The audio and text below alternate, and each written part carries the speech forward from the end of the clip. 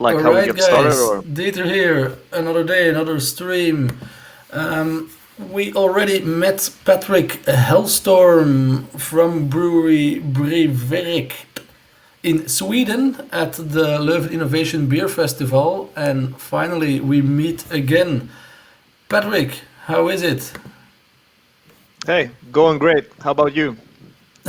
Okay. We're in lockdown, but Sweden is not in lockdown. We hear. Now we're having like uh, we can't gather more than 50 people at one spot, and we're trying to go with the social distancing instead of doing the total lockdown. But Uh, How does that reflect the brewery in terms of production and numbers? it's a catastrophe. So uh, we have a monopoly in Sweden, so we're only allowed to sell our stronger beers at Systembolaget, and uh, 50% of our sales, 40-50% of our sales is through restaurants because we can only sell at Systembolaget and restaurants. So no one's buying at restaurants anymore. So we're lacking like 40-50% of our sales right now. Okay, because restaurants are also closed. Or they're not closed, but no one's visiting restaurants and no one's buying beer now. So Uh, what does that reflect for the brewery? You slow down your capacity already, I assume. yeah, but we were in luck because I wanted to have a lot of session beers. We can sell session beers in regular stores. So I wanted to have a lot of session beers for this summer. So we had 3 session beers in tank, and session beers in Sweden below 3.5 ABV. You can sell those at any store. So we had 3 tanks full, and then we started doing home deliveries. So we've sold a lot of session beers, and we've brewed a shandy, if you know what that is. We brewed a mixer of a beer and a soda uh, to be released next week. So we're like changing the market a bit for what we're selling. So more soda and more session beers. Okay, so you lower down the beers in alcohol percentage so that you can Yeah, still sell it to the people with home delivery, which in Sweden is not allowed for beer stronger than I think 5%. now 3.5. My, I'm in shock. All right. Um, Tell me a bit also the brewery. How did it start? How did you came up with the idea? How many years are you busy now? We started homebrewing 2012. It was Albin and Pontus, 2 of my friends, started brewing at home in the kitchen. I think they got a Cooper set, if you know what that is, like one of these aluminum kits with spray malt and really bad yeast and really bad hops. And they did that at home on the stove, and it was horrible. But I think we thought it was awesome. So it started there, and then from that we kind of nerded in and started rebuilding refrigerators, putting Raspberry Pis in them so we could control the temperature from work. Started like scaling up the brewers, the home brew system from 25 to 50 liters. And after a while, Pontus at his place, he got fed up because like hoses got disconnected and we sprayed porter in his roof, and there was always his kitchen floor was always sticky and it smelled like malt and hops all over. So this won't do. You have to move. We have to move this. So we found a small place outside of Umeå, like 10 kilometers outside of Umeå. No, 1 kilometer. Yeah, 10 kilometers outside of Umeå.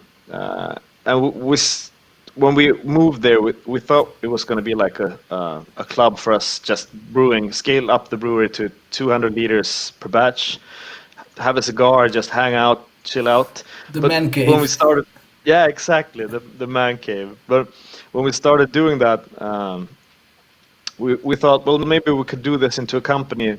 Like, what if someone would actually like to buy our beer? So we did that, and from there it just snowballed. Like we thought that 200-liter batches would last us a lifetime, but pretty soon we had to buy cylindrical fermenters. We had to build a bigger brewer system. We got beer into Systembolaget and all the restaurants in Umeå and in our municipality. So it kind of snowballed from there. And now this last year, in November, we moved to the old brewer was maybe 80 square meters or something like that, and we couldn't fit there anymore, so we had to move. So we've just moved to a 300 square meter brewery, bought some new tanks, bought some new equipment, and just scaling up.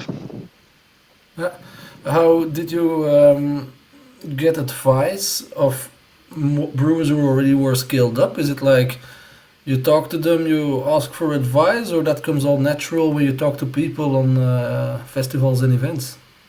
Yeah, this is.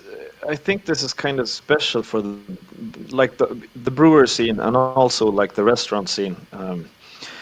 We asked a lot of brewers, and we still do, for help and advice, and they gave it to us for free, no strings attached, nothing, just paying it forward, I guess. Like uh, we asked so many questions to so many competent brewers and got straight up answers on how they do stuff to get certain flavors or recipes or tips and advice. Don't do this because we did that.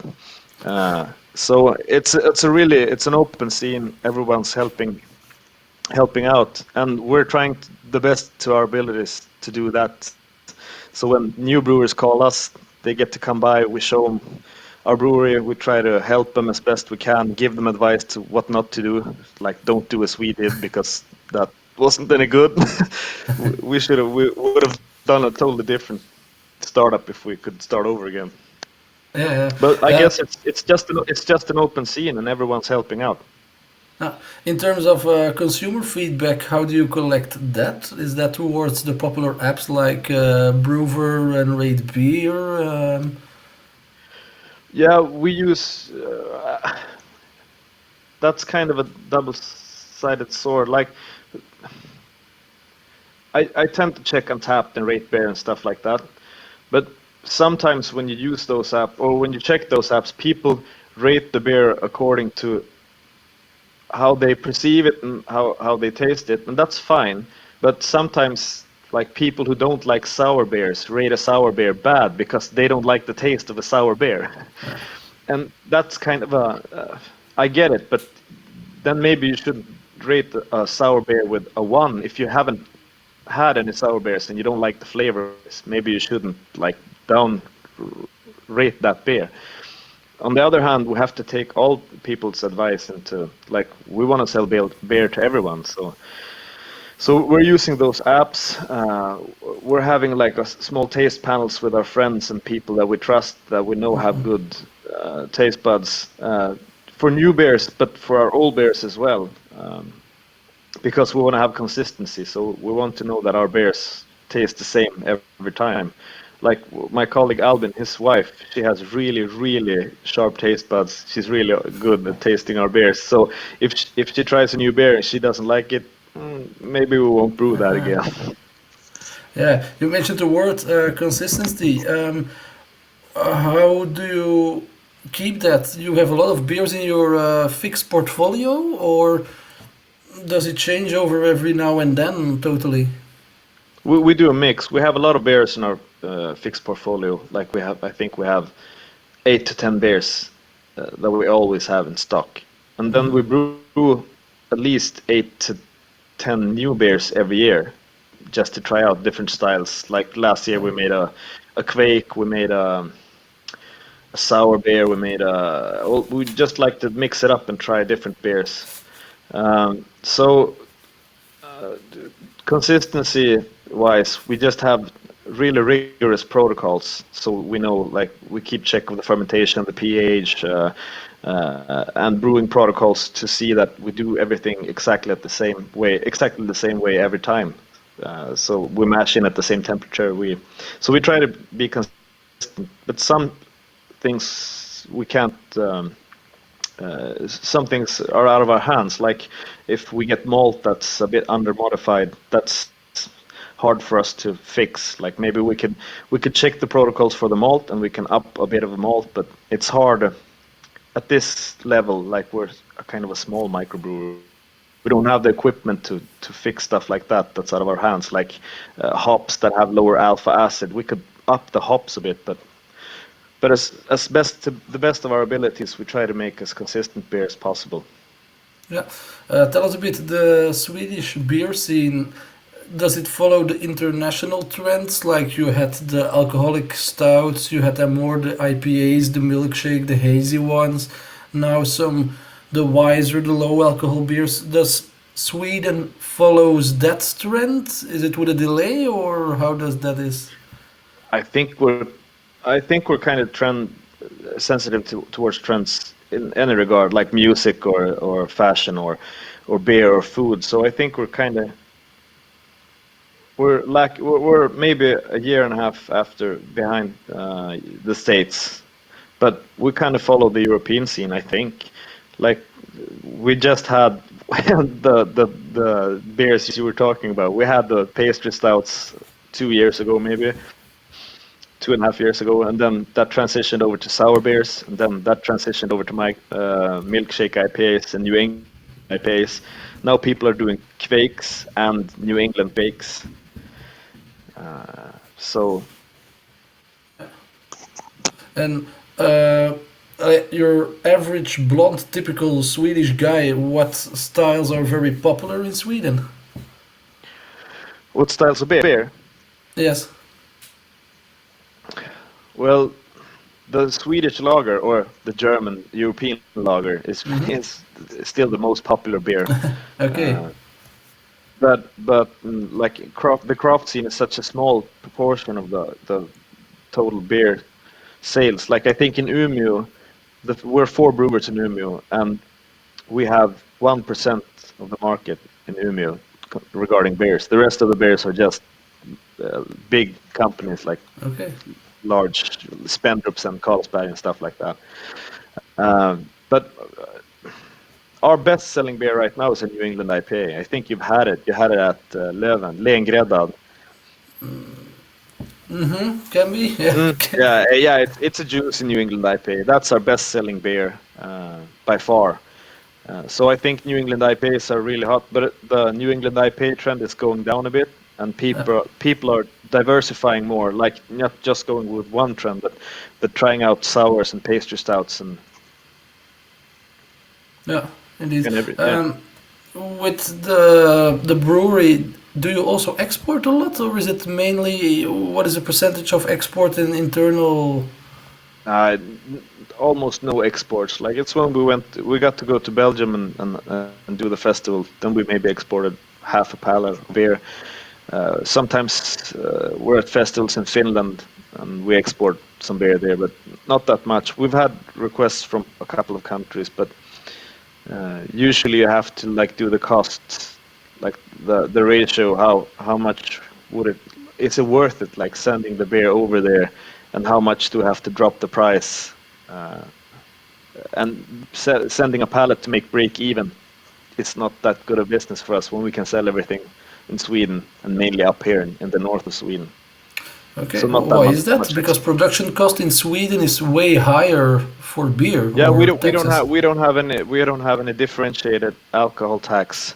Like in all the other countries in Europe, you can sell beer up to a certain ABV at your brewery. Like up Mhm. to, I think it's in Norway it's 4.7 and in Finland it's 5.5, etc., etc.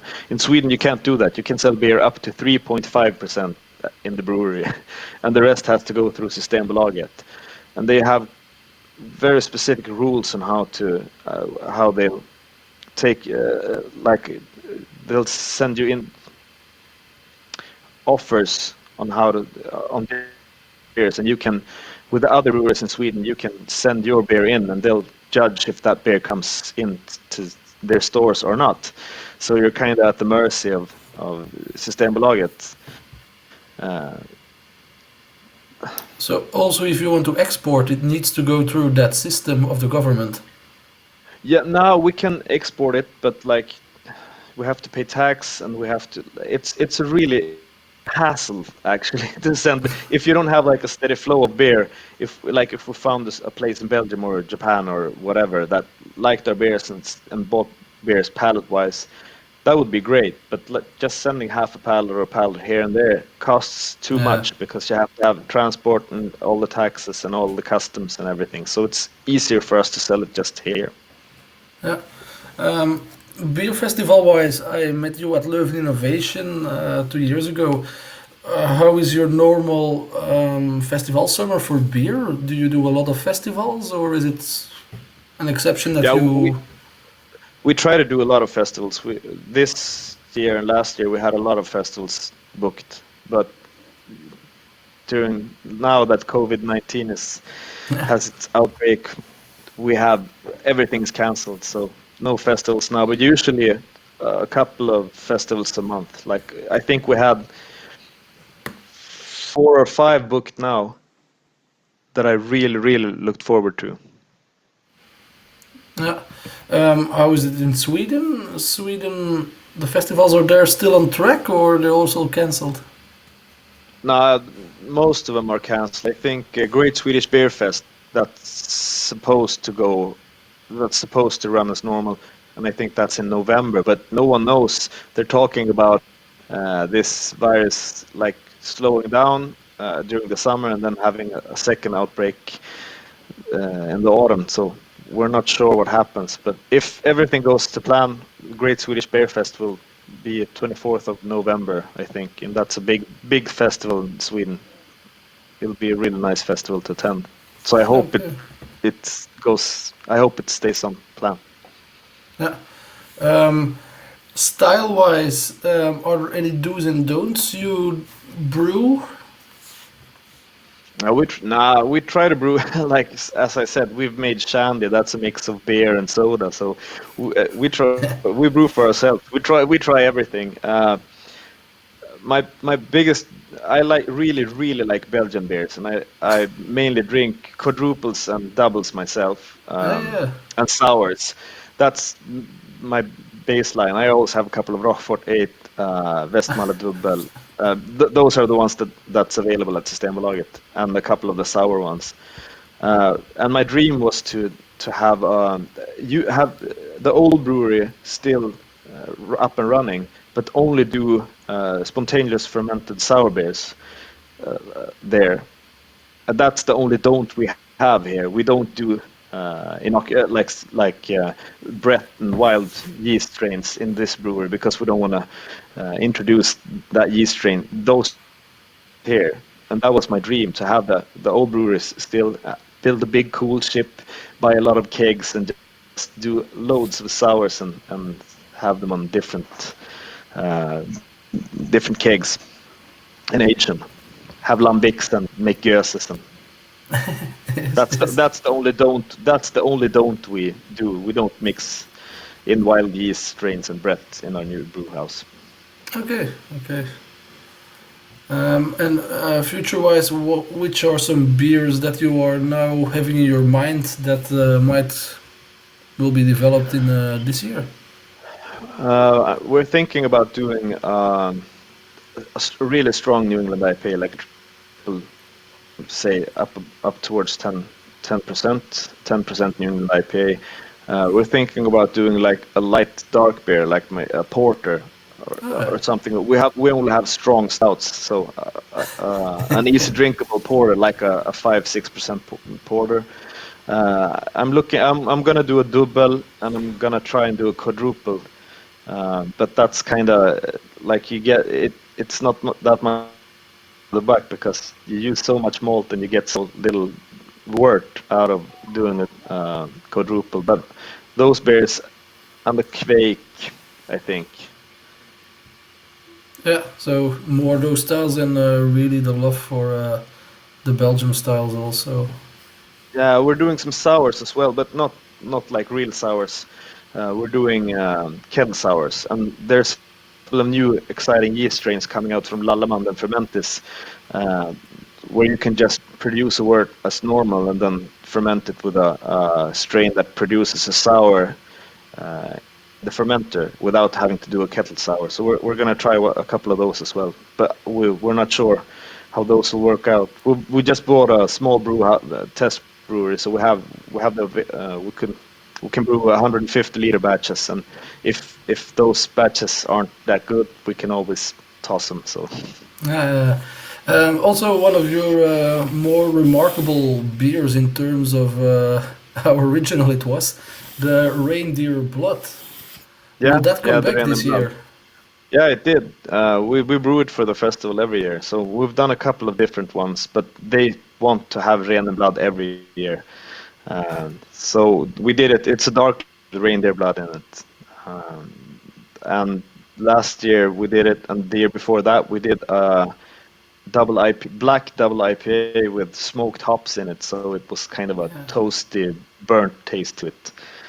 But Ren and Blood, we brew that every year. Yeah, for the listeners who are not familiar with the beer, can you briefly sketch the concept of the beer with the Well, festival and what's in it? yeah, we have a metal festival here called House of Metal, uh, and it's one of the best festivals in Sweden when it comes to metal. And they contacted us and wanted to brew a beer, and we were thinking, how do you do a beer that works with a metal festival? Like it has to be blood or leather or or fire or something. We were thinking about flaming, like the wort when it went into the fermenter, like having a big flamethrower and flaming it. But instead of that, Albin came up with, well, maybe use reindeer blood. Like reindeer is the Sweden's version of a goat, and goat is like the most metal animal there is. So we did a reindeer blood beer. So it's dark lager with reindeer blood in it, and it's sold out. Like I think we did 250 liters this year, and it sold out the second day of the festival. Reindeer Blood is something in Sweden that you just buy in your average supermarket, I assume. Yeah, yeah, we can buy it, and we got for some of the batches we actually got it from an old lady who has reindeers herself. But this year we bought it from a store. Uh, uh, um, and so that beer is coming back also this year. Is the festival also on track or is it cancelled? Yeah, the festival it's every year in the end of February. So they just had the Ah, festival, and then after the festival was over, like the Corona outbreak shut everything down. So they were in luck. Like yeah. they would have lost a lot of money. They have really, really big bookings, and they're awesome at getting big artists here. But if the festival would have been canceled, they would have been stuck with like loads of bills to pay and no money. Yeah, So yeah. good for them. Yeah, can you name me some of the bands that are playing there? Is it like niche black metal or is it like. No, it's like from that, like a lot of niche black metal and death metal, but also like this year we had Carcass. Oh, That's kind of a big death metal band. So it's from the smallest, most best up and coming bands to like really big ones, and the promoters are really really good at. Uh, they're really into music. So like when Ghosts, the year Ghost became a really really big band, mm, they knew that, so they booked Ghost half a year before they had their break. yeah, So so they booked them for a really really good price, and when the festival was, they were really really huge, and they had a better price and a big artist coming there. So they're really really good promoters, good at finding bands that are up and coming. And yeah. And yeah, musically, you are also, we can see it in the back, of course, your guitars. How is your music projects going? really good. I premiered my video today for my solo project. I have a couple of bands, but this is a solo project. It's an instrumental post-rock project called Ministry of Truth. You can find it on Spotify if you just Google, We'll put a or link you here can below. Google it. Yeah, yeah. So these are just my office guitars. I have better guitars at home, and I have a semi-professional studio as well. So I don't have a lot of time now, but I try to record as much as I can. And do you also tour with your metal bands, or? I used to. I have a band called Bloodline, and we used to do some small tours, like small European tours. a couple of gigs here and there.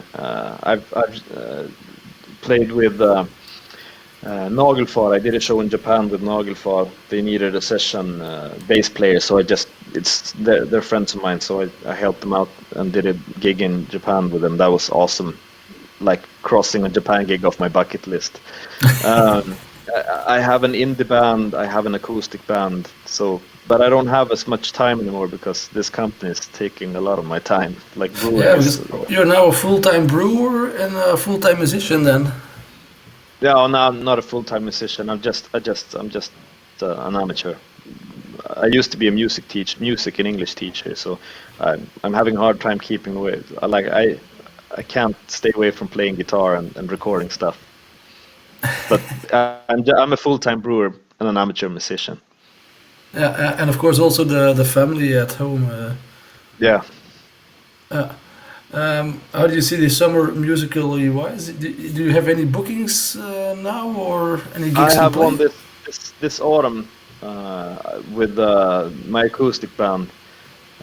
We play like well, what can you call it? Like acoustic shoegaze or something like that. We have a booking at a traditional music folk festival. Actually, they're trying to spice it up, I think. So we have a gig there, but that's about it.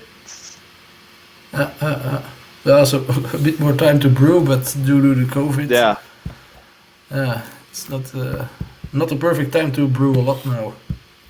nah. But we're brewing a lot of session beers and sodas and stuff, but we don't earn as much money from those as we do with our stronger beers. So it's keeping us afloat, but it's paying the bills. Like, but we can't.